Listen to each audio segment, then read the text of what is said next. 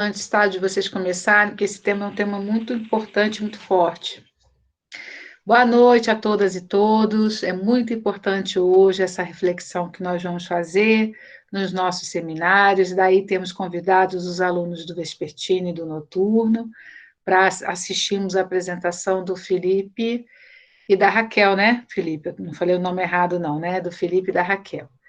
Esse tema dos Rafaela, refugiados... Rafaela, professora. Rafaela, ô minha santa, lindíssima, perdoai-me. Eu não sabia o que eu dizia. Tá igual Jesus, eles não sabem o que fazem. Então vamos lá. Mas agora, falando agora, né, do seminário de vocês, é um tema extremamente importante, né? Premente nesse mundo contemporâneo e agravado principalmente por essa conjuntura da pandemia, né? Então lembrar que toda essa discussão que a gente está fazendo não está nesse contexto da pandemia, né? A gente consegue ver algumas notícias. Boa noite, Matheus, muito bom te ver aqui. A gente consegue ver um pouco dessa reflexão, mas a gente não tem a dimensão de como isso está agravado por conta da pandemia, né? Ricardo, seja muito bem-vindo, saudade de você. E esse tema dos refugiados, ele atravessa o século XXI de uma forma muito candente, né? Todos os continentes hoje passam pela experiência histórica de lidar com refugiados, né?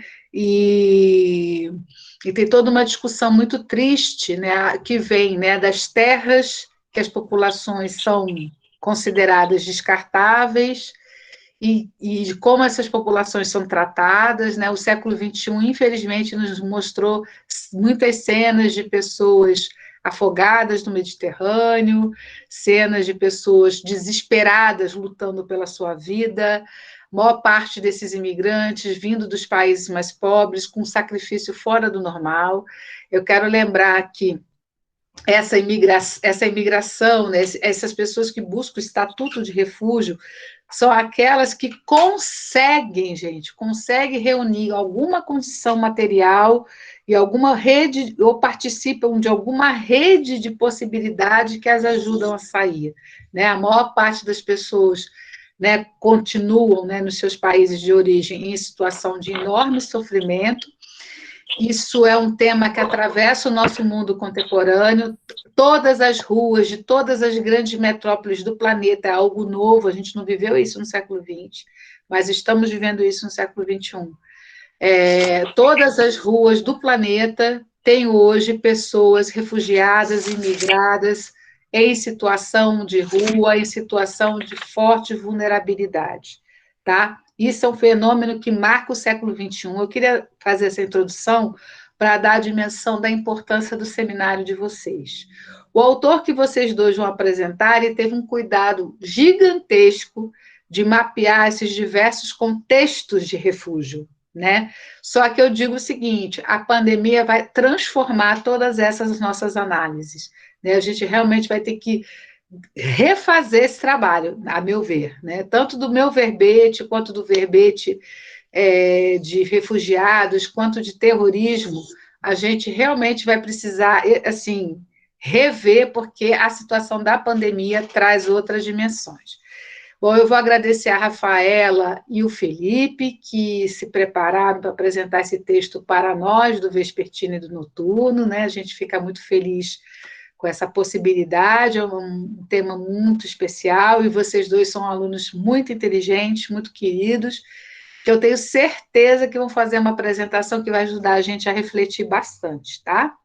E aí vocês depois dizem para a gente como é que vocês querem que a gente participe, como é que a gente fale, estabeleçam as regras aí do nosso convívio, e vocês têm até 1h20 para fazer a apresentação e abrir para debate. A palavra é com vocês. Dupla, dinâmica. Bom, vamos lá. Gente, boa noite a todos, todas e todos. Eu sou o Felipe, para quem não me conhece, a Rafa Guerreira aí também tá com a câmerazinha ligada. Não sei se todos estão vendo ela, mas eu tô. Bom, primeiro dizer que a professora disse, né, quem quiser se intrometer, só se intrometer, né, é só colocar ali para ligar a mãozinha, que a professora fala com a gente.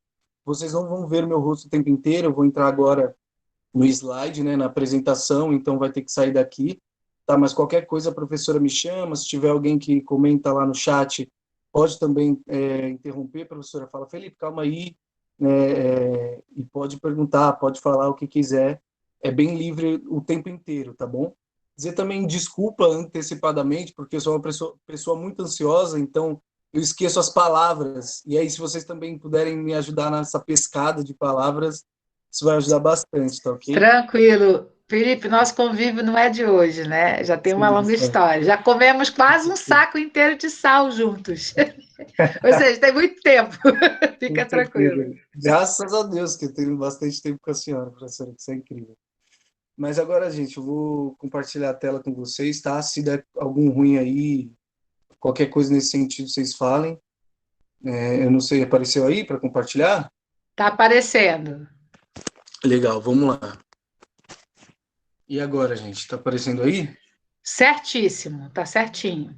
Legal, vamos lá. Gente, esse seminário que nós vamos fazer, ele é um texto, né, que fala sobre refugiados, essa é a palavra escolhida, e ele é um texto que está nesse livro, que é um livro totalmente digital, que foi feito por muitas pessoas, né? Inclusive a nossa professora também contribuiu com um texto que foi apresentado, acho que semana passada, né, professora?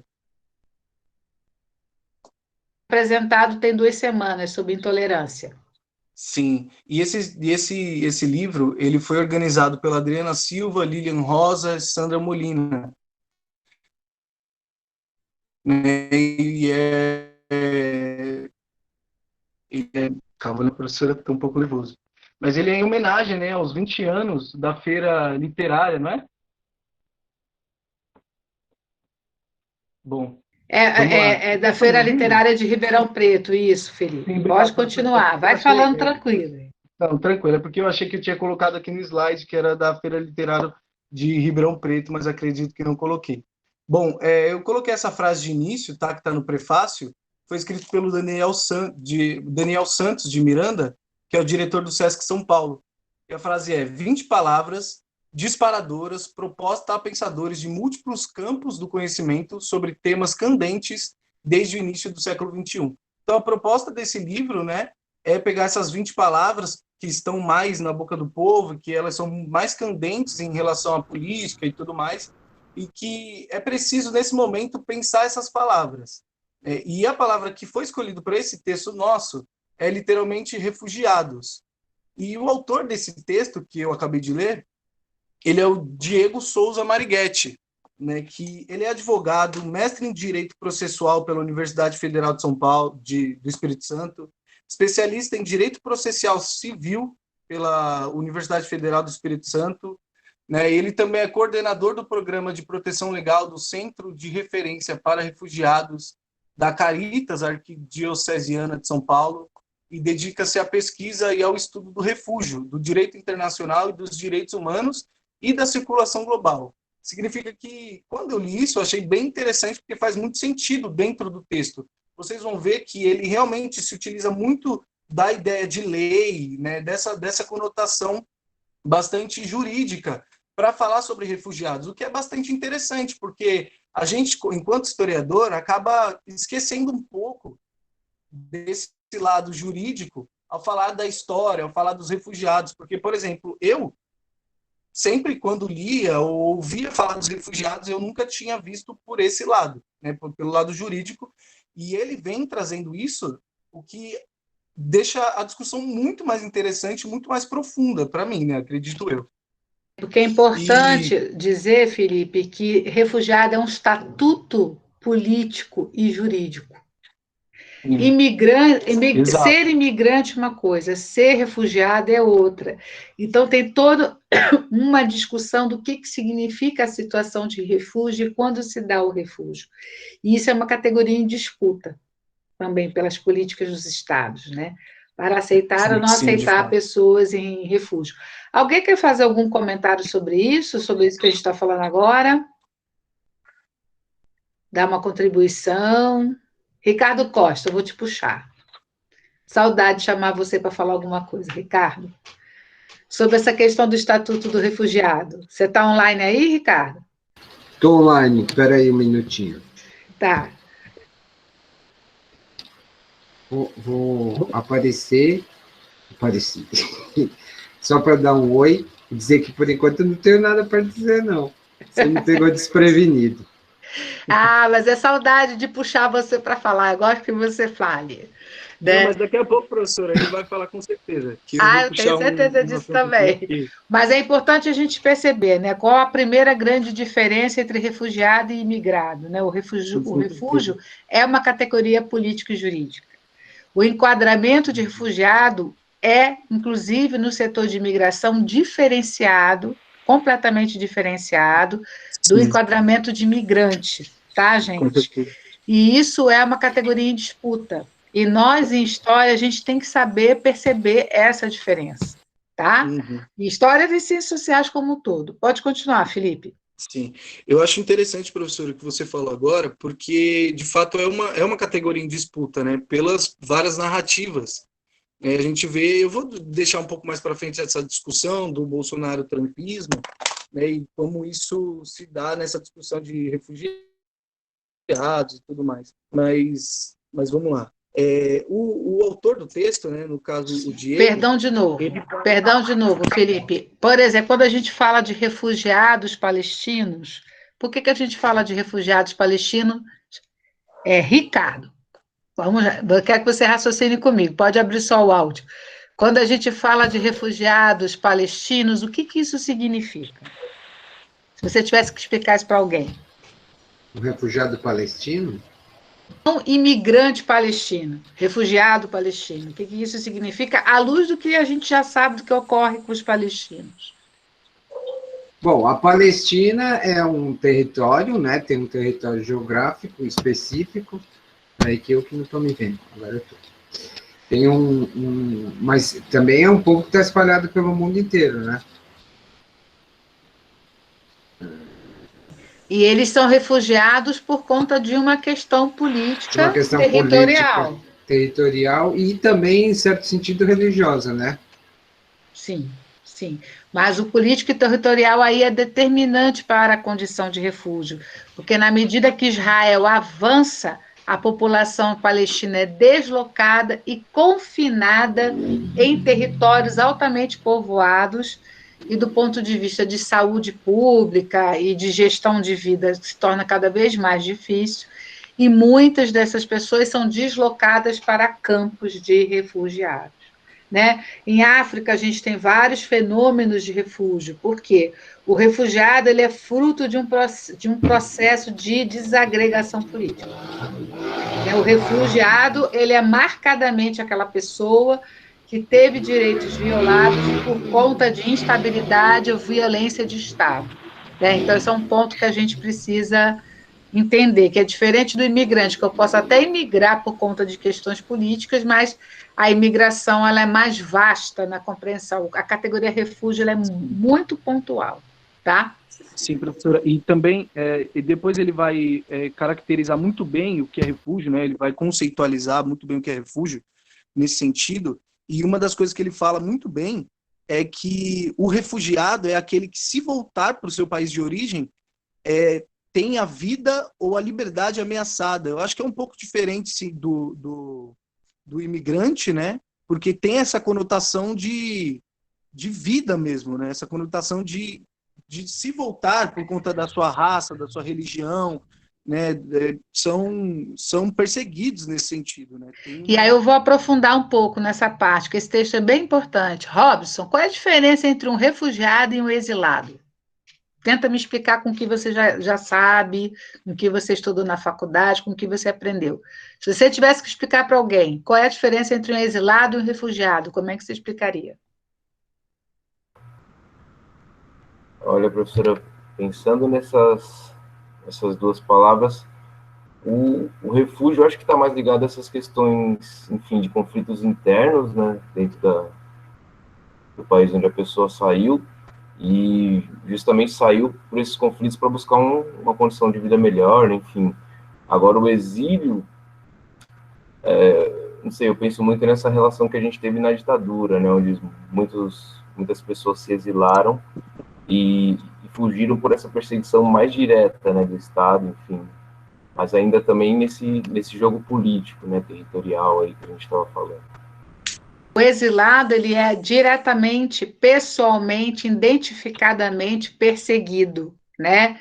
Cerceado e perseguido. Então, ou ele é exilado ou ele sai em exílio, né? O refugiado é qualquer pessoa que tenha condições de sair, que migra, geralmente migra com a sua família toda, devido a um descontrole da vida social, a uma desagregação da vida social.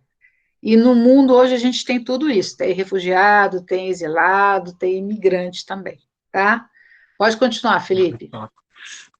Então, no início do texto, ele vai trazendo alguns contextos, alguns conceitos interessantes para a gente, como de evolução das palavras e idiomas, que a gente já está acostumado, mas a gente nunca pensa em relação aos conceitos que a gente tem hoje em dia. Pelo menos, é difícil acontecer isso. E aí ele dá alguns exemplos de palavras em desuso, como, por exemplo, birosca, mancebo, e palavras atuais que não eram utilizadas antigamente, como emoji e bullying. E aí ele vai levando o texto assim, falando sobre as palavras, né, como elas mudam o contexto e o conceito, e aí ele entra no conceito de alteração semântica, né, e aí ele traz a palavra refúgio, é a primeira vez que aparece. E aí, nesse contexto, ele traz essa frase aqui, que é o que aconteceu com o vocábulo refúgio. Para perceber como se deu essa trajetória, façamos um simples exercício de memória. Quando se busca na mente a palavra refúgio, quais são as primeiras impressões que o termo revela? Que sensação ele nos traz? E aí eu jogo essa mesma questão para vocês, né? Quem quiser responder, qual é a sensação que a palavra refúgio traz para você dentro da sua memória, da sua Desamparo, infância? desamparo, busca de acolhimento, né? Um lugar de conforto. E aí, nesse caso, professor, eu queria que ele... agora esqueci o nome, eu sou horrível com o nome, mas que a senhora sempre chama. O Ricardo. Ricardo. Ricardo. Quando você pensa na palavra refúgio, o que vem na sua cabeça, assim? Da sua memória? O refúgio é um lugar de segurança, né? Alguém já falou acolhimento? O Robson falou. Mas é um lugar onde você é acolhido e você vai estar seguro. Então, significa que de onde você veio, você estava em risco, né? Passando por algum tipo Sim. de... Então, é que, nesse caso, eu acho que a gente já está um pouco já avançado no discurso, né? Avançado no tema, porque a professora abriu lindamente e está já aprofundando de forma bastante interessante. Só que quando eu peguei esse texto para ler, eu sabia que ele ia chegar nesse termo de refugiados atual, mas eu fui mais limpo dessa discussão. Então, quando eu cheguei nessa parte que ele me perguntou qual era a sensação que me trazia a palavra refúgio, eu fui logo para o religioso. Eu perguntei isso para o Ricardo porque ele falou que tem família de crente, né? E a palavra refúgio, ela está muito ligada à conotação religiosa cristã, judaico-cristã, porque essa palavra refúgio, ela, segundo o autor, ela nasce dentro desse contexto, que é um contexto de segurança em Deus, né? Que é algo que a gente que foge para ele, num lugar de segurança. E é justamente isso que o autor coloca depois, foi bingo. Quando ele me perguntou isso, eu trouxe a conotação religiosa e logo em seguida ele já lançou que de fato veio desse contexto, do contexto espiritual. E ainda coloquei 2 versículos aqui para a gente ter essa exemplificação. Né? Um é, ó Yahvé, tens sido refúgio para os pobres, refúgio para o necessitado em sua aflição, abrigo contra a tempestade e sombra contra o calor, quando o sopro dos cruéis é como tempestade contra um muro. Né? E assim, e tem o outro também que é em Salmos, que é um texto quase inteiro de poesia, né? Como é precioso o teu amor, ó Deus. Os homens encontram refúgio à sombra das tuas asas. E são várias assim, sempre num contexto belo, sempre num contexto quase poético, quase não, eu posso dizer que literalmente poético. né, a maioria dos textos bíblicos que se utilizam da palavra refúgio, ele traz essa conotação bela, de paz, de tranquilidade, de matar a sede, de matar o calor na sombra, né, de dormir, descansar em paz em Deus. E é muito, enquanto eu lia isso, eu fiquei muito com um pensamento assim de que, caramba, né?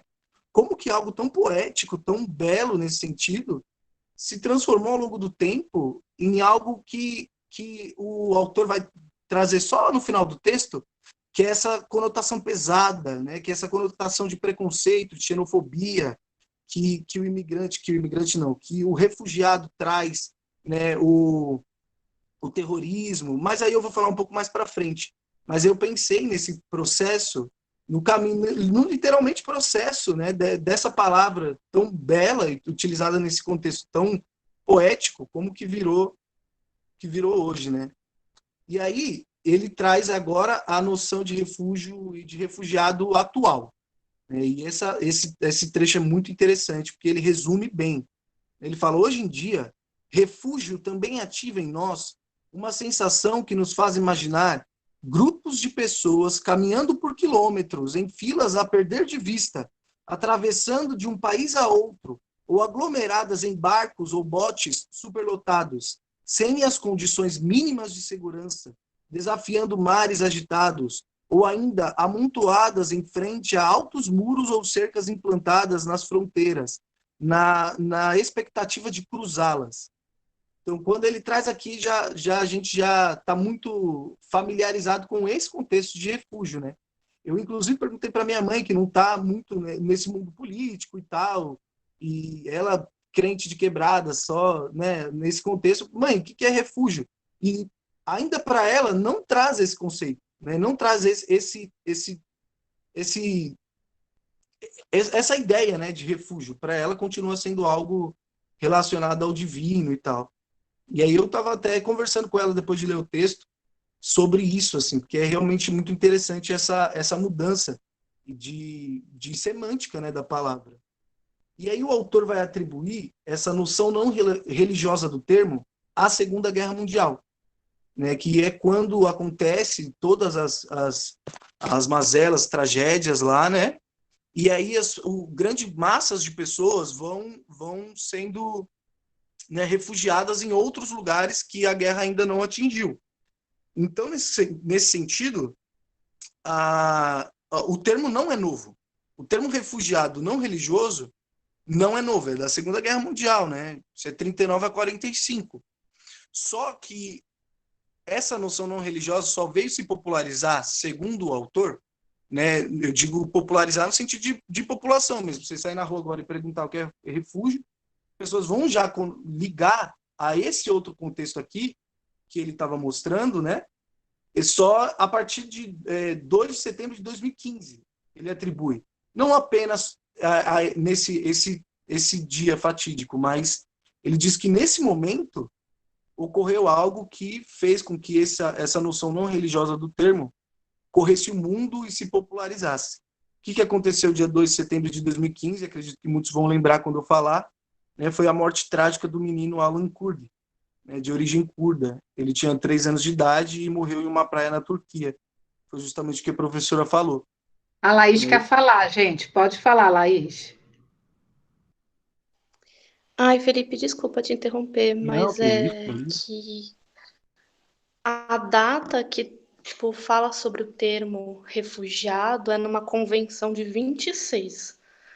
Ele é antes da Segunda Guerra Mundial. Eu só queria dar um adendo sobre legal, isso. Interessante. Obrigada, querida. Obrigada mesmo, Laís. Valeu. Que isso, legal, interessante e real. É que o autor, aparentemente, né, pelo que eu compreendi, esse termo ele vem a existir a partir da Segunda Guerra Mundial, mas, como você falou, ele já é mais antigo que isso, né? Bom, de toda forma, esse termo ele veio ser popularizado por conta da morte do menino Alan Kurdi, né? Posso só falar um negocinho rapidinho? Com À certeza. vontade, Ricardo. É que eu lembrei uma coisa agora, que também é a questão do acolhimento, né, das pessoas, também está muito presente, muito arraigada em todas essas culturas semitas, né? Os hebreus, né, na Bíblia mesmo fala, é uma obrigação quase que religiosa você acolher o estrangeiro, né? E aí a Patrícia pode ajudar para ver se isso tem também na cultura islâmica, com essa mesma potência. Sim, em todas as religiões tem essa ideia do acolhimento ao estrangeiro. Na ideia, aí na perspectiva muçulmana, de que se você é estrangeiro, você está inseguro, você não está na sua terra. Né? Então, esse acolhimento ele é fundamental para que o outro possa se sentir aterrado, né, em terra, e poder ter uma vida em comum, um convívio em comum. Interessante. Sim, então, nesse contexto, a maioria, né, no caso, traz pelo menos essa ideia, né, não que se utilize do termo mesmo, refúgio, mas em toda religiosidade tem esse termo, né, tem essa noção. E eu queria saber de vocês também, se vocês lembram como é que foi o papel da mídia em relação a morte desse menino. A próxima imagem Eu queria falar antes da morte do pobre menino Alain. Eu estava na Itália em 2015, desde fevereiro. Desde maio eu vi, porque a imprensa italiana divulgava fotos de muitos bebês senegaleses, da Mauritânia, da Tunísia e da Argélia. E tinha gente, que não devia ter 4 meses, estava com aquela fraldinha Pampers de recém-nascido. Aí eu vi, assim, perto ali de Lampedusa, né, que muitos morrem naquela região ali, o bebezinho mortinho, boiando. Aquilo ali eu fiquei 2 dias mal. E aí a decisão do fotógrafo, né, porque o Alain, ele está no mar de crianças de várias etnias, de várias histórias, que boiavam, porque esse fenômeno que foi registrado em setembro, ele já vinha ocorrendo desde 2013. Só que a partir de 2015 ficou pior, né? Sim, professor. E aí, qual foi a opção do fotógrafo? Isso que é muito emocionante. Ele falou assim: tinham várias crianças mortas, mas se eu fizer a foto desse menininho, o mundo vai se comover. Mas Nossa, o que eu professor, fazer de uma criança não branca? Eu fiquei muito chocada. O fotógrafo disse: pobre Alain, pobre garotinho, que horror, ninguém merece morrer assim. Pobre Alain e pobre todas as outras crianças que morreram dessa forma. Mas ele disse que ele escolheu fazer a foto daquele menino porque ele sabia que se fosse de uma criança não branca, o mundo não iria se comover. Gente, é muito forte. E ele teve exatamente o efeito que ele esperava. Exato. Fala, Laís, e fala, Rafaela. Não, eu esqueci só de abaixar a mão, desculpa. A fotografia também, eu acho que foi importante, porque o Alain estava morto já na praia. Ele chegou ao território morto já, né? Então, ela é impactante por causa disso também. Né? Não, mas o Rafa, as fotos que eu vi dos bebezinhos com Pampers, dos senegaleses, era igualzinha. Eram as crianças já trazidas pela maré na areia. Não tinha só esse pobre menininho. Uhum. É uma dor muito grande olhar essa foto. Tinham várias crianças de várias etnias. Mas ele disse, o fotógrafo, que ele ficou muito condoído quando viu, mas que ele optou em divulgar essa foto. Ele tem de várias outras crianças mortas, porque ele sabia que essa foto uniria o globo. Olha que coisa. Nossa, professora, e assim, é bem impactante mesmo, porque de fato eu não sabia disso, mas eu lembro, assim como a gente estava conversando sobre o 11 de setembro, tem muitas coisas que a gente vai lembrando, né, como aconteceu e tal. E isso foi uma coisa marcante, assim. E realmente correu o mundo, e por conta disso, e inclusive até de forma abusiva, né, a mídia usou essa imagem de várias formas, a internet. Então, acho que por conta disso o autor atribui a popularização. Acredito que hoje as pessoas entendem mais refugiados nesse contexto do que no contexto poético religioso. Bom, agora eu vou passar um pouco a palavra para a Rafa, tá? E que ela vai continuar aqui, e depois eu retorno. Mas é bem interessante essa discussão, eu quero que vocês continuem contribuindo, principalmente você, professora, que tem uma carga bem importante nesse tema aqui. Bom, eu vou falar da situação dos refugiados no Brasil, né, que se acentuou com a guerra da Síria, né, entre 2014 e 2015, onde teve um aumento de 28 mil refugiados no território brasileiro, né? Antes, em 2011, era só de 3.500, como o ator cita. E isso se agrava mais, né, na crise da Venezuela, onde 81% das solicitações de refúgio, 81%, desculpa, 81 mil solicitações de refúgio, 61 só era de venezuelanos, né? E também o aumento de deferimentos. A lei que o ator cita, a lei de 9.474, de 22 de julho de 97, ela traz o conceito das noções básicas, né, do que é o refúgio, que é o refugiado, que seria alguém perseguido pela sua raça, ou sua religião, ou sua nacionalidade, uma noção básica, mas também traz o indivíduo que se desloca pela violação dos direitos humanos naquele território, o que reflete aos venezuelanos, que não saíram por não serem perseguidos diretamente, mas sim pelas dificuldades do seu país, as questões de alimentos, medicamentos e serviços médicos, né? E essa é a primeira lei, né, Ai, gente, eu tô nervosa. Tá indo bem, Rafaela, tá indo bem. A primeira lei, né? E a segunda, que é de 13.445, de 2017, é uma lei que avança com o linguístico, né? Porque a palavra refúgio já muda de novo. E ela abrange mais, traz mais o sentimento de acolhimento que o refúgio traz, né? Tipo, o que é a palavra refúgio? Quando eu penso em refúgio, eu penso em abrigo. Eu acho que essa lei de 2017, ela é mais acolhedora, né? Ela já fala da xenofobia, né? De ser contra. Ela já fala das condições do refugiado, né? E também é isso. Ai, eu me perdi, peraí. É isso, né? Tem a parte da pandemia também, que torna as coisas mais delicadas, né? O que está acontecendo agora, pelas notícias que eu vi?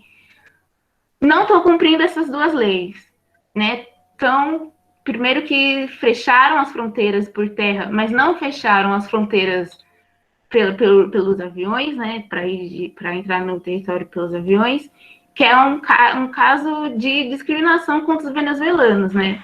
Para não entrarem. E eles são muito vulneráveis, quem chega não consegue, a dificuldade para arranjar emprego, o auxílio emergencial também, que já não é para ninguém, não tem mais, e está uma situação bastante delicada, assim. É isso. Vocês sabem se o Brasil ainda está concedendo estatutos de refúgio, ou pela notícia, ou isso ainda está sendo concedido para quem chega de avião? Com dificuldade, mas está sendo concedido ou não? Olha, eu não sei. Não, sem problema. Tá certo. Bom, Nesse meio tempo, né, desse texto, que ele vai falando sobre o refúgio no Brasil e tudo mais, ele traz algumas definições do que é refugiado pelo Estatuto da ONU, né? E aí ele coloca aqui, é considerado refugiado o indivíduo que se vê obrigado a fugir de seu país de origem para escapar de uma perseguição ou em um fundado temor de ser perseguido, por 5 razões: sua raça, sua religião, sua nacionalidade, suas opiniões políticas ou por pertencer a determinado grupo social, cujos membros compartilham algumas características e, em razão dela, também são alvo de perseguições, entre aspas, como as pessoas LGBT em certos países, fecha aspas. Para o refugiado, a permanência ou retorno ao território de origem significa grave risco de sua vida ou liberdade. Então, aqui é bem interessante essa conceitualização do que é refugiado. E bem aqui a gente consegue fazer essa diferenciação agora, né, professora? Do imigrante, Sim. Do exilado e do refugiado. Então, são estatutos muito específicos mesmo, assim, como a professora falou. E aqui embaixo é uma frase bem interessante dele também. O refúgio é um conceito jurídico de proteção internacional. Então, ele vai falando também que os países que recebem os refugiados, eles passam a ter, né, a legalidade daquelas pessoas. Os países precisam proteger essas pessoas como se elas nascessem naquele país, né? E é engraçado porque isso definitivamente não acontece a olhos, né, claros aí, tipo, tem muitas coisas acontecendo, como por exemplo o Trump lá, né, com as pessoas enjauladas e o que está acontecendo aqui no Brasil em relação aos venezuelanos, né? Então a gente vê isso no mundo inteiro, acredito, né? Que isso é bem difícil de acontecer de fato, de um país proteger, né, os refugiados como protegem as pessoas nascidas no território. Então, acho bem interessante isso também. Para finalizar, eu queria continuar essa discussão mais aberta, né, sair do texto, deixar ele como base para a discussão apenas.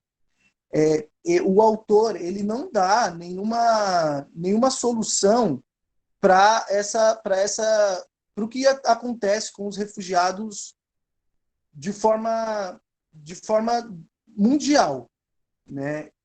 Ele não dá uma solução para o macro, e sim para o micro, né? E aí ele vai falando, por exemplo, das coisas que acontecem com os refugiados e os estigmas que são impostos aos refugiados nos locais em que eles se refugiam. E aí tem três estigmas aqui que eu achei bem interessantes mesmo para a discussão, né? E também conversa bastante com seminários passados, bastante mesmo. O que é o da intolerância e do terrorismo. Porque para as pessoas, né, o estigma é que os refugiados trazem criminalidade e violência. Eles roubam nossos empregos e trazem o terrorismo, principalmente em relação aos refugiados de países islâmicos, ou pelo menos são muçulmanos, né? E aí o autor, é interessante porque o autor vai quebrando esses estigmas. Ele vai dando exemplos de que isso não é verdade. Ele dá o exemplo de Roraima, por exemplo, que recebeu muitos venezuelanos, e ele diz que o PIB local cresceu, né? O comércio local se desenvolveu, e que a violência não aumentou de forma alguma nesse sentido, sabe? Então é realmente de se pensar. A professora que já teve experiências nos lugares em que esses refugiados, principalmente de origem islâmica, foram, assim, ela pode me contar um pouco mais sobre como era esse estigma mesmo, assim, do terrorismo, mas que muitos, por exemplo, o Alan Kurdi, o menininho, ele estava fugindo justamente do Estado Islâmico, não é? E assim, a maioria que sofre mais com o Estado Islâmico são pessoas muçulmanas, então, e já também tem, né, algumas pesquisas que mostram que a maioria dos muçulmanos não apoia o Estado Islâmico, então tem, se vocês puxarem na memória assim, o tema do terrorismo passado, isso fica bem claro mesmo, assim. E aí ele dá a solução na linguagem. Eu coloquei aqui a solução no micro, né? E eu coloquei 3 palavras de exemplo que eu lembrei enquanto ele falava, né? Que são macumbeiro, vadia e viado. Essas palavras, elas foram ressignificadas por esses grupos de pessoas. A gente que é de Umbanda, Candomblé, qualquer religião de matriz africana, né? A gente, nesse sentido, também adotou essa palavra macumbeiro, ainda que ainda seja pejorativo, dito por alguém que quer que seja pejorativo, a gente usa e sente orgulho nesse sentido atualmente, né? O vadia eu coloquei por justamente aquela marcha das vadias, né? Elas também fazem o processo de tomar esse termo como algo de se sentir orgulho, né? Não que antes era de estigmatizar e agora é algo que, sim, a gente se orgulha disso. Viado também é uma palavra que atualmente eu esqueci de colocar, mas preto também é uma palavra que era estigmatizada e que hoje a gente está ressignificando essas palavras. E o autor coloca que a gente tem esse poder. A palavra tem esse poder. Se a gente quer desestigmatizar a ideia de que o refugiado ele traz violência, traz criminalidade, rouba emprego, traz terrorismo, a gente e os próprios refugiados, né, se utilizam dessa palavra com orgulho, né, de luta, uma palavra que traz a conotação de vitória em vários sentidos. Eu queria que vocês falassem um pouco mais sobre essa ideia e essa solução que ele dá na linguagem, porque eu acho que ele meio que se isenta, e faz total sentido para mim, né? Ele se isentar dessa solução macro, dessa solução geopolítica, porque aí acho que não está nem na área dele, nem na nossa atualmente. O vereador é mais, eu não sei, acho que são discussões mais aprofundadas, mas ele traz essa solução no micro que eu acho bem pertinente, bem interessante também. Felipe, o Ricardo vai falar. Pode falar, Ricardo. Não, é que esse tipo de palavra aí, ela pode ser usada dentro do contexto do grupo, né? Macumbeiro pode se chamar de macumbeiro, viado pode se chamar de viado, vadia, já não sei muito bem, mas provavelmente também. Quando uma mulher se refere a outra como vadia, tá liberado. Não, é só para lembrar isso, né? Que dentro do contexto, eu acho que nunca perdeu, pelo menos essas duas aí, nunca perdeu, macumbeiro e viado, nunca perdeu, não tem essa coisa, sempre teve essa coisa, né?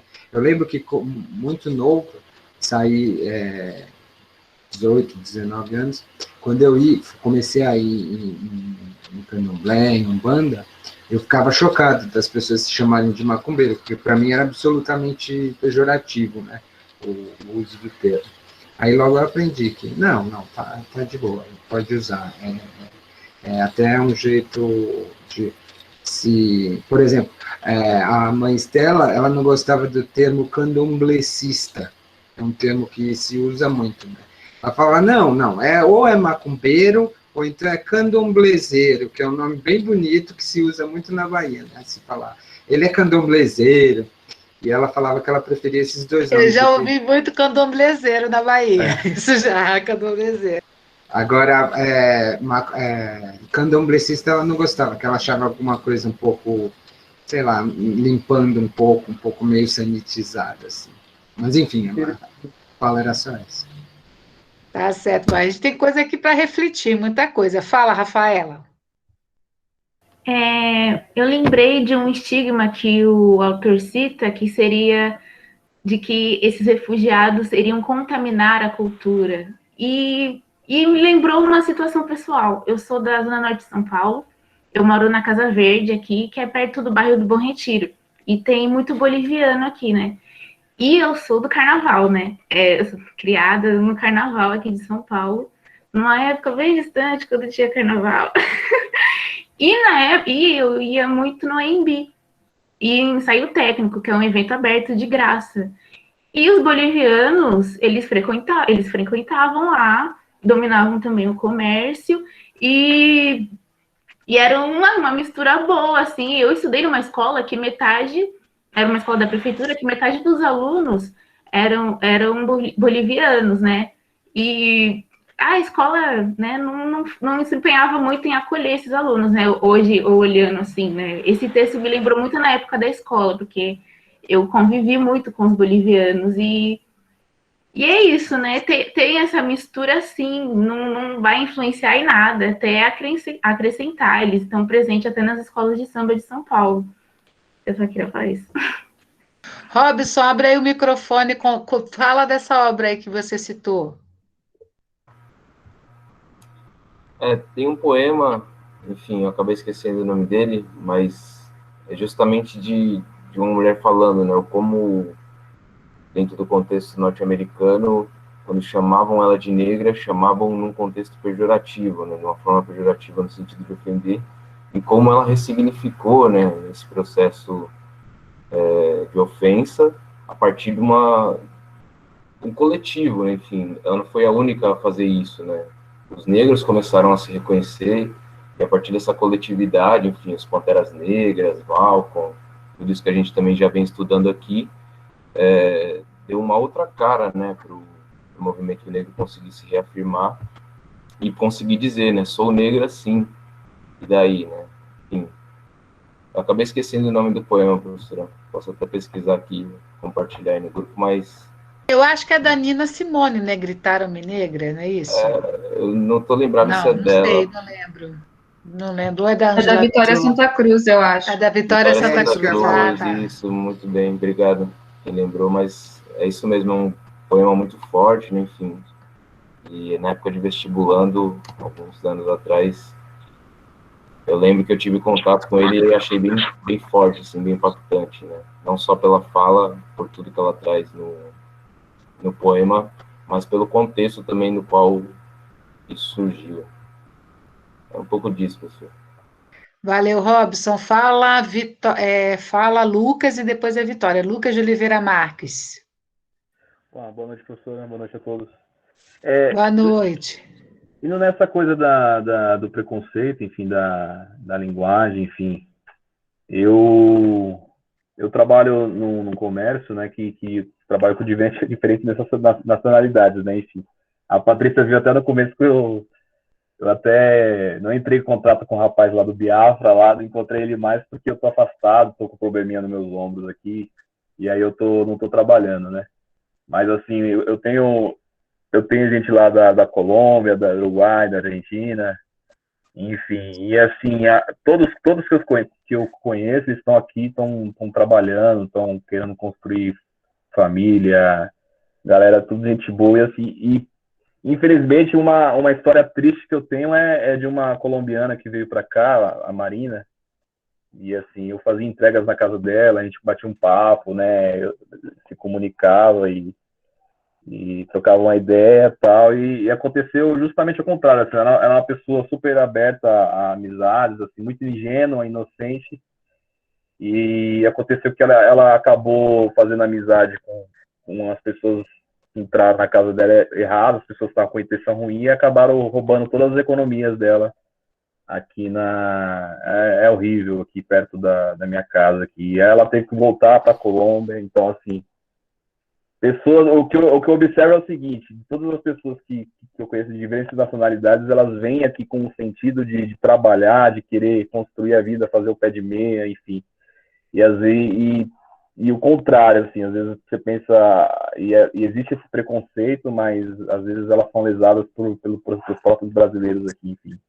É só essa contribuição, assim, todos que eu conheço, eles estão trabalhando e querendo buscar o bem, assim, mas infelizmente alguns são lesados, assim, por nós próprios, assim, é triste. Mas é só isso, obrigado.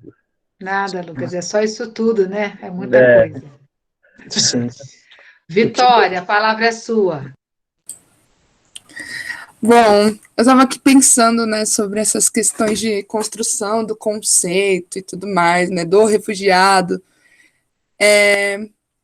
E em questão do nosso Brasil, é interessante a gente olhar como essas categorias, né, preto, ou migrante, ou boliviano, elas são muito essencialistas, né, no sentido de que são termos, né, que, dependendo do contexto que são usados, é justamente para tirar esse lugar de pertencimento, né, enquanto brasileiros.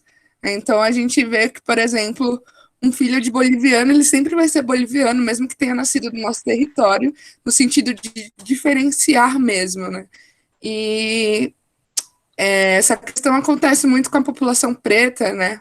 Hoje, talvez, em um contexto e momentos diferentes, né? A gente percebe que o movimento negro de imigrantes tem lutado muito para defender essa identidade brasileira, que é uma identidade preta também, que é uma identidade afro, mas como que essas categorias também são mobilizadas no sentido de tirar a humanidade desse sujeito e desse local de pertencimento e colocar ele em padrões, né, em lugares muito específicos. Então, por exemplo, a situação do boliviano no próprio Brasil, a gente vê que é sempre associado à ideia da costura, né, é o trabalhador que em São Paulo vai trabalhar no Brás, e quando tenta ocupar outros espaços, a gente percebe que é um movimento muito violento, né, são categorias muito bem fincadas, assim, inclusive no nosso imaginário. Então, a gente sempre vai lembrar da amiga, por exemplo, boliviana da escola, mas talvez não com o nome dela, assim, e é absurdo como que isso é construído e perpetuado, né, no nosso cotidiano. Então, acho que é um exemplo que é comum a todo mundo aqui, né, principalmente quem estudou escola pública, lidar com esse tipo de situação, e é um pouco da minha contribuição aí para ajudar a gente a pensar. É pouco, não, é muito, Vitória, é muito Demais. importante. Vou passar a palavra à Laís. Vamos lá, querida Laís. Então, né, eu tive aula com. Eu não lembro o nome do professor agora, de Ciências Sociais. E ele dialoga. Ele, na verdade, dialogou, não, né? O curso inteiro dele foi para falar sobre a questão dos refugiados. E no percurso do curso dele, ele fala muito também sobre uma questão assim, né?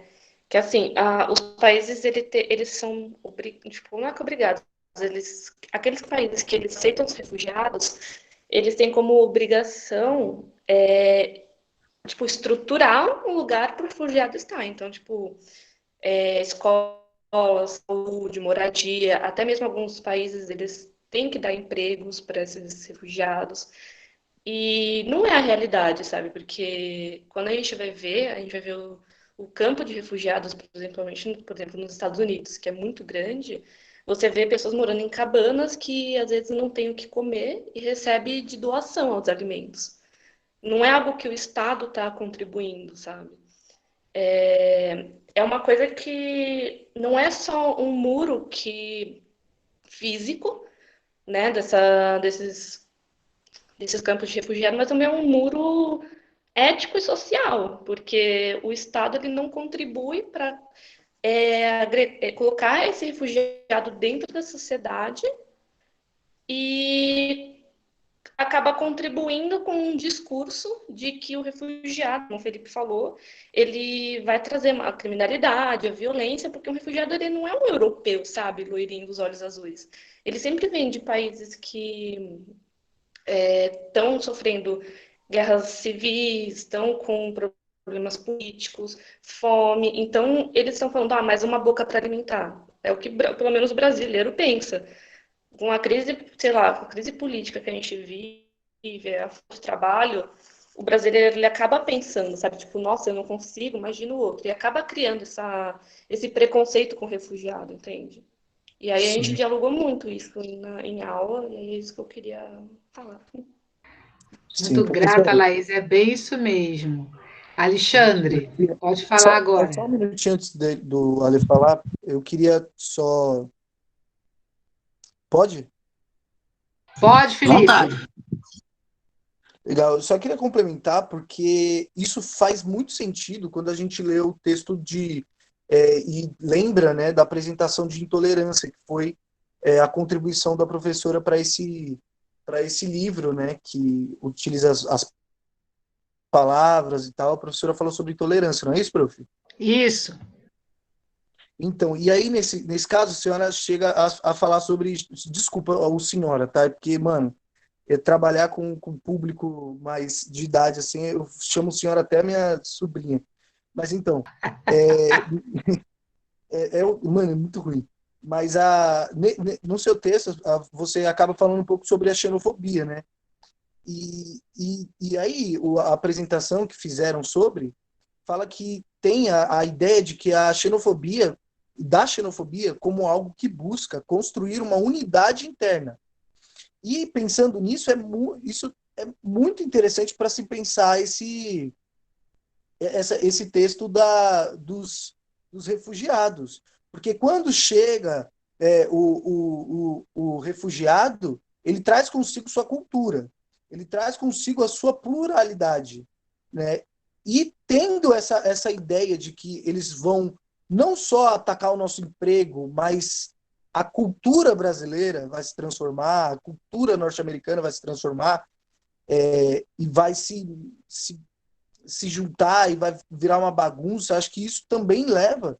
A xenofobia é algo bem forte nesse contexto dos refugiados, né? Justamente por isso, por eles trazerem a pluralidade, a gente acaba não compreendendo, não entendendo isso também, né? Acho importante essa discussão também. Tá certo, Felipe. Passa a palavra agora ao Alexandre, depois ao Ricardo, depois é a Brígida. Bom, vamos lá, né? Boa noite. Esse tema, eu vivenciei algumas coisas que, observando, nossa, quando eu li o texto, eu vi assim, caramba, eu tô me vendo novamente há uns 2 ou 3 anos atrás, e minha fala vai muito aí alinhada com o que a Laís acabou de falar, porque aqui no Amazonas, por exemplo, a gente tem observado que nos últimos 10 anos, mais ou menos, mas sobretudo a partir do ataque a 12 de setembro, a gente percebeu, né, porque ocorreu uma leva muito grande para cá, no primeiro momento de haitianos, depois de venezuelanos, a gente percebeu que o brasileiro, de fato, ou uma parte dessa sociedade, vou colocar assim para não generalizar, ela tem no imaginário coletivo dela um grau de aceitação desse imigrante ou desse estrangeiro se ele for europeu. Ou se ele for latino, que não seja da Argentina, do Chile, por exemplo, ele é rejeitado, ele é marginalizado. Então, falas como essa que alguns de vocês já falaram, esse indivíduo está vindo para cá, por que ele veio para cá? É mais uma boca para alimentar, é mais uma vaga num posto de saúde para ocupar. Eu escutei essas coisas em banco de Uber, por exemplo, em Boa Vista, em Roraima, né, em outras cidades do norte, principalmente vindo de venezuelanos, porque eram falas que reproduziam, e aí vem aquele jogo de narrativas que já foi falado aqui, e que inclusive tem a ver com o meu grupo também discutiu na semana passada, que vai manipulando e construindo uma interpretação de quem são esses imigrantes, né?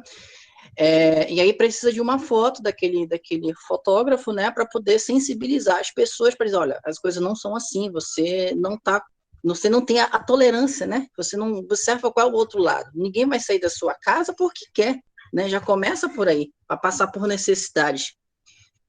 Então você vai observando essas falas e vai entendendo até. Infelizmente, não tem como desvincular desse atual momento aqui no Brasil que a gente vai observando que é uma fala de um grupo ou de grupos conservadores que, nas suas falácias, disseminam uma tal de moral e bons costumes que, na verdade, mais causa tensões e segregações, né? E todo mundo sai perdendo com isso. Na época dos haitianos, a fala era de, que esses preços estão vindo aqui, só se for para trabalhar capinando. Então, falas como essa, sabe, reproduz um imaginário que, de certa forma, ele é colonial. É um discurso colonial que a gente percebe que ainda está internalizado nas pessoas. E o brasileiro, ele Eu queria, além de introduzir colonial, Alexandre, escravista. Exatamente. A gente não pode esquecer, não é um colonial qualquer, é colonial escravista.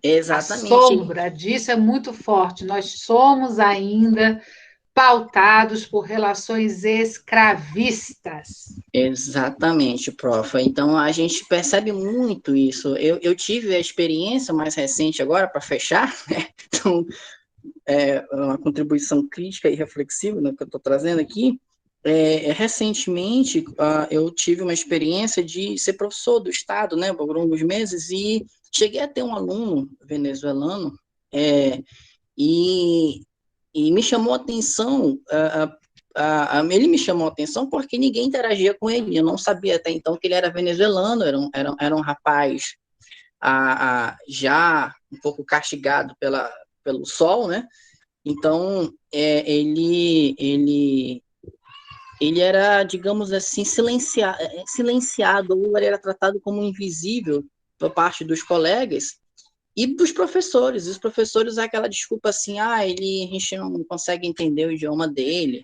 a gente não consegue compreender o que ele fala. E, na minha perspectiva, no meu entendimento, isso é uma desculpa esfarrapada, porque a gente tem aí, todo mundo está com smartphone, bota o menino para falar, o Google Tradutor, já pronto, você estabelece uma comunicação.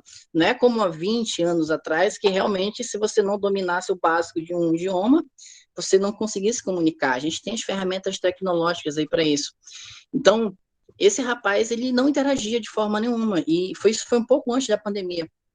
E quando veio a pandemia, né, o que eu soube dele é que ele desistiu de estudar, porque ele não conseguia entender nada, né, ninguém ajudava, ninguém estava nem aí, e não era pelo fato das dificuldades que a gente sabe que esse momento está trazendo para esses alunos da educação básica, mas pelo fato de ele ser de outro país, porque ele vinha de um país que era dito comunista, né, questão da Venezuela, aquelas besteiras que a gente sabe que já falaram bastante, ainda tem gente que reproduz. Em resumo, a gente percebe que o brasileiro ainda precisa passar por um longo processo de desconstrução de como é que ele pensa quem é esse estrangeiro, porque na cabeça dele só presta, só serve, né, se for aquele europeu ou norte-americano, né, aquele famoso loiro dos olhos verdes que vem para cá para trazer o tal progresso e desenvolvimento.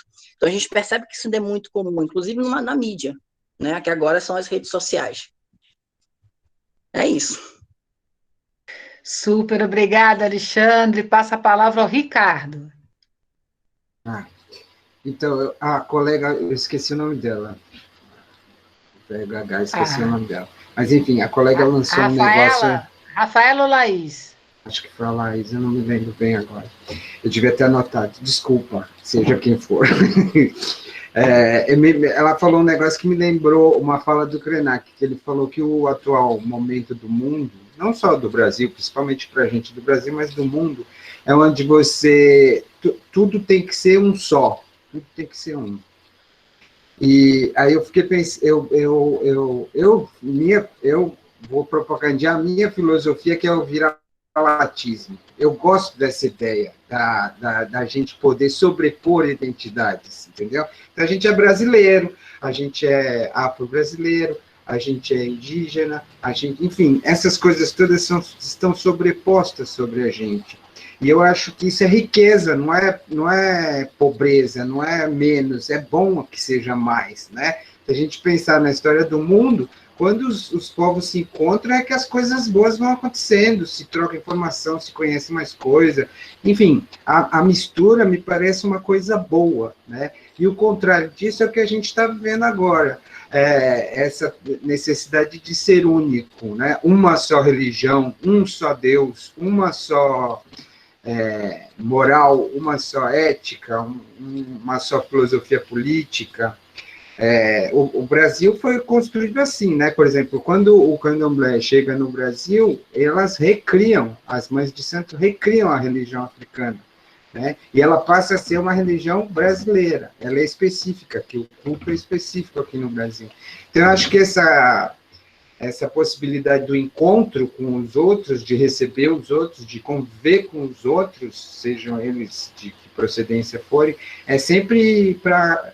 ela traz os conflitos que são naturais, né, quando diferentes se encontram, mas eu sempre consigo pensar e gosto de ver ela como riqueza, como possibilidade de crescimento, né, de sofisticação, enfim, é o viralatismo, né, que não é meu, é da El Que Maravilha, que eu contei na outra aula lá, a filosofia. Fantástico, viva El Que Maravilha. Nossa símbolo aqui do nosso curso.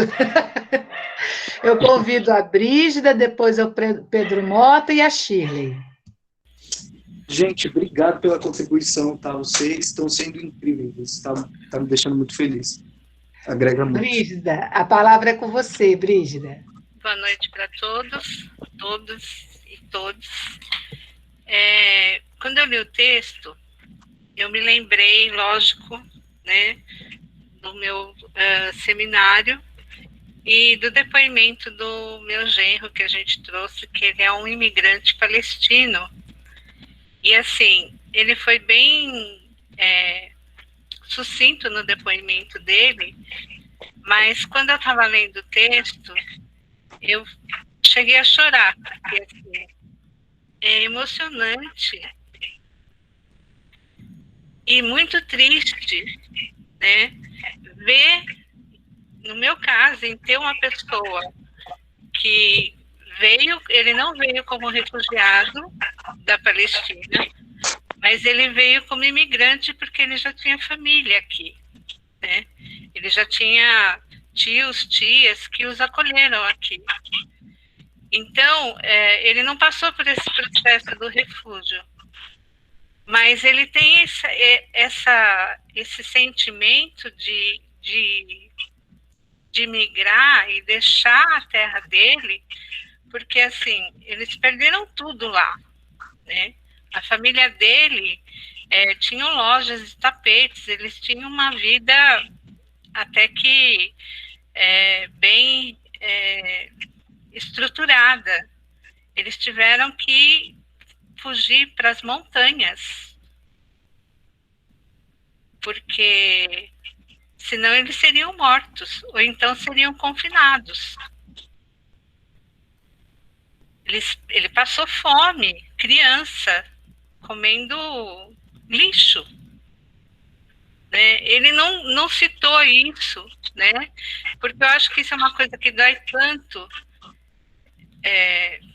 dentro dele, que, assim, ele fala que a única coisa que deixa ele desestruturado dentro do trabalho que ele faz de busca de paz e busca de entendimento é passar fome.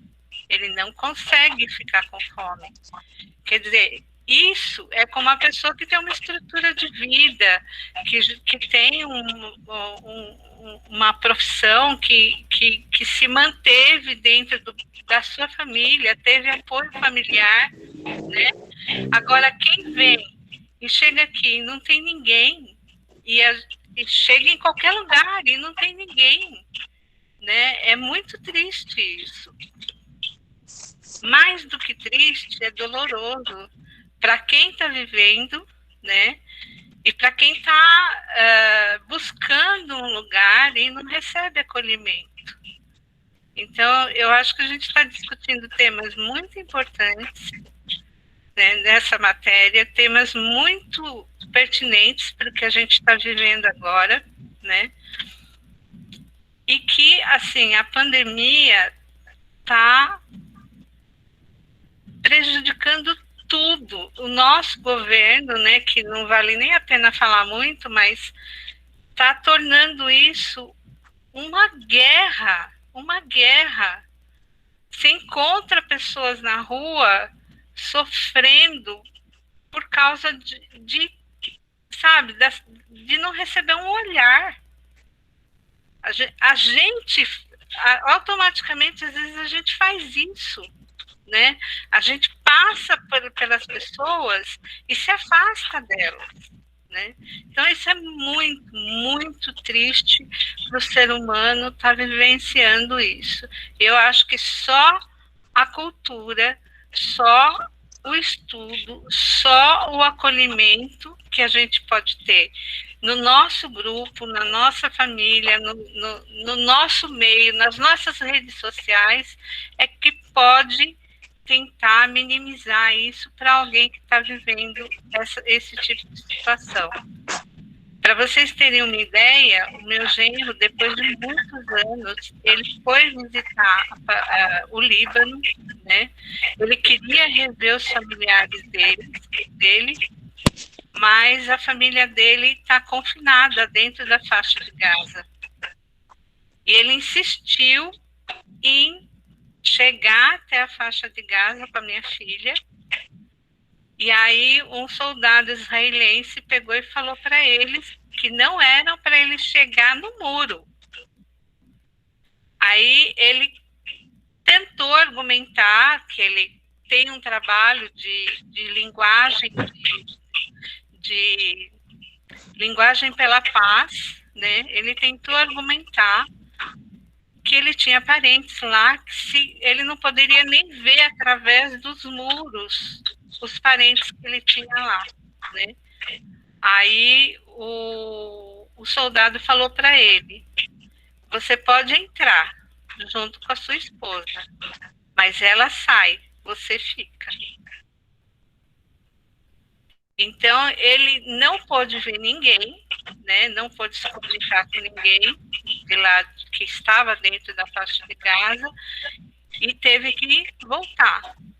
Uma outra experiência é que, assim, eu acho, né, que pela política, né, hoje eles moram na Austrália, meu genro e minha filha. Os dois são profissionais super gabaritados, mas ele tem muito mais condição de trabalho do que a minha filha, porque minha filha tem várias pós-doc, mas ele tem mestrado, pós-doc, é autor de livros e tudo mais. Ela conseguiu a licença para trabalhar na Austrália. Ele só pode trabalhar com ela como se fosse empregado dela. Então, assim, a gente pensa, né? Minha filha falou, não, mãe, é uma questão assim, não sei o quê. Mas a Austrália é aliada de Israel. Então, eu acho, né, no meu entender, eu acho que a condição dele de ser palestino é que impediu ele de exercer um trabalho remunerado como autônomo dentro da Austrália. Então, eu acho que, sim, lá, para mim, ele está não como imigrante, ele está como refugiado, porque ele foi impedido de trabalhar. A minha filha trabalha como psicóloga e já está dando cursos na Austrália para psicólogos australianos e tudo mais. Ele fica no assessoramento. Ele não pode aparecer.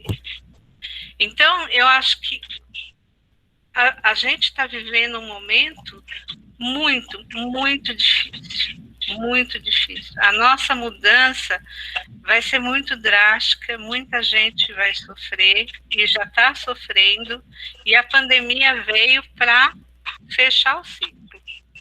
Obrigada a vocês, desculpem a minha fala, que eu acho que deixou, como a mim, deixou vocês mexidos também. Obrigada, professora, obrigado, grupo. Brígida, nós que agradecemos, é partilha, é vida, é experiência, é fundamental que a gente te ouça. Muito grata, Brígida, muito grata mesmo. Pedro Mota, pode falar. Eu não vou conseguir, eu acho que eu vou desligar a câmera, porque eu não vou conseguir, que a minha internet também é fraquinha. Vocês estão me ouvindo? Sim. Sim, tá, sim. Tá bom. É que quando eu levantei a mão, ainda as colegas, eu acho que foi o Alexandre falou isso, acho que foi no mesmo tempo que o Alexandre falou, que eu lembrei de uma história, essa história da escola, né, que minha mãe, ela é diretora, e ela me contou essa história. Na escola dela tinha uma aluna que era haitiana, e aí os professores estavam com dificuldade de ensinar ela, porque falaram, mas ela não consegue aprender, não sei o que lá. Minha mãe falou, claro que ela não consegue aprender, ela não entende o que vocês estão falando, mas ela não se esforça para aprender o português. Aí a reflexão que ficou, foi ela que me contou isso, né? Ela falou, engraçado, né? Por que ela não sabe? Porque ela não sabe falar a língua, mas ela não se aproxima. Mas em que momento vocês tentaram também se aproximar dessa cultura? Aí a gente para. E quando eu falo isso, o que vem à mente é o seguinte: e se ela fosse europeia? e se fosse uma Espanha, uma Itália? Então, foi uma colocação que me veio à mente, mas é que é bem superficial, tá achando que eu tô falando, mas eu acabei de dividir. Não, pô. Não. E isso é um ponto que ficou na minha cabeça. Como a gente escolhe quem que a gente quer aderir dentro dessa sociedade? Como a gente escolhe não se sentindo tão... Quais são as escolhas, né, desse mundo que a gente que vive, escolhe quais pessoas ele escolhe incluir e quais eles excluem, né? Um pouco em cima disso, eu lembrei de um outro texto, de uma autora indiana. Não, acho que ela é... Eu acho que ela é indiana, mas é que ela vive na Inglaterra, não lembro mais. Eu acho que ela é imigrante ou refugiada, algo assim. Ela chamava Abatravá, eu não lembro. E aí você estava falando daquilo dos nomes, né, sobre como se adquire, e aí ela fala um negócio muito interessante, que é sobre o movimento negro na Inglaterra, que era formado majoritariamente por imigrados ou jamaicanos e indianos. E aí eles usam, né, esse termo, que é aquele termo bem... que é os homens de cor. E aí, como eles vão transformando esse termo homens de cor em algo positivo, né? E são muitas... E esse grupo, por exemplo, era um grupo de pessoas, né, que eram imigrantes. E eu acho que é um pouco nisso que estava me lembrando, que aí ela conta sobre como eles transformaram esse termo homem de cor, ou pessoa... Não, era nem homem de cor, gente. Olha, eu errando aqui, desculpa. Era pessoa de cor. Agora eu tô lembrando aqui, mais ou menos, do texto. Em algo positivo, isso é algo que se passa um pouco do que a gente está discutindo. Mas é muito delicado esse assunto dos refugiados. Eu acho que eu encerro aqui a contribuição que eu tinha para dar. Acho que é isso mesmo, gente. Muito obrigada, gente. Muito obrigada, Pedro. E passa a palavra à queridíssima Shirley para a gente fechar a participação do público. Depois eu passo para o pessoal fazer suas considerações finais do seminário. Querida Shirley, fala. Legal, prof. Eu ia esperar eles terminarem, mas tudo bem, vamos lá. Nossa, esse assunto ele é muito interessante e muito urgente, né? Como todo mundo colocou. O que eu fiquei pensando, que eu acho que é um assunto que pode ser introduzido, é a própria questão que o pessoal discute da branquitude, né? Em relação a pessoas, inclusive a pessoas refugiadas, né? Está aí transversalizando vários temas nos debates raciais, mas também a questão dos refugiados, né? Eu digo isso porque tem um amigo, o Marcinho,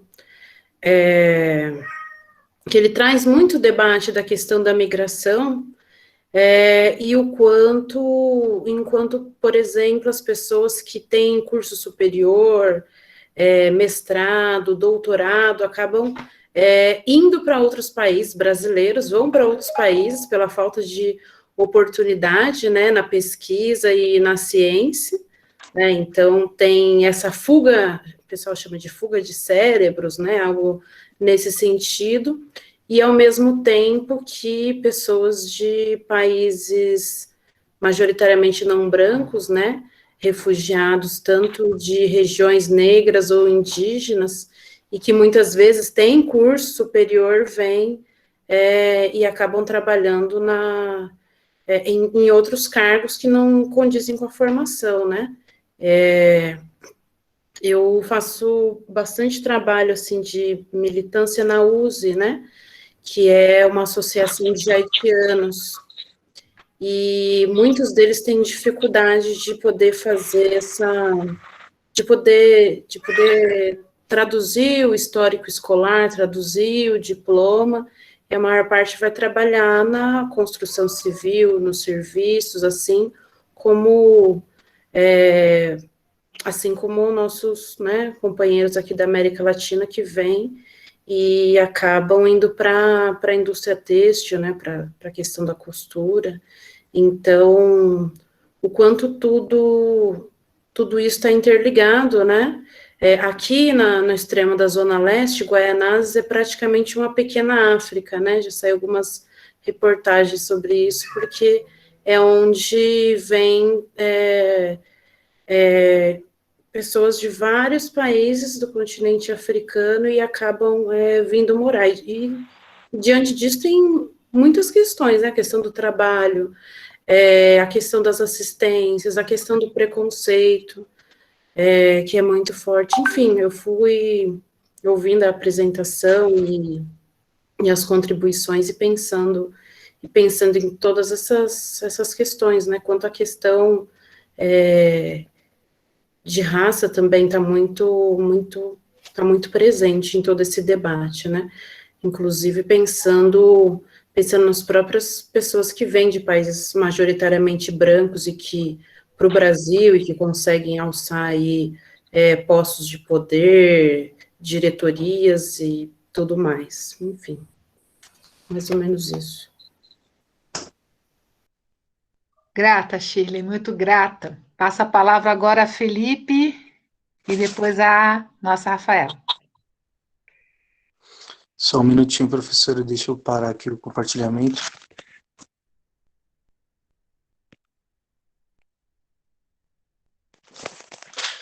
Bom, gente, isso foi muito interessante, bem profundo mesmo. Eu queria que fosse mais profundo, eu queria ter mais tempo, mais carga aí para né, levar esse tema, porque é um tema incrível, assim, que dá muito pano para manga. E eu queria terminar falando que o autor coloca o refúgio como um conceito jurídico de proteção internacional, né?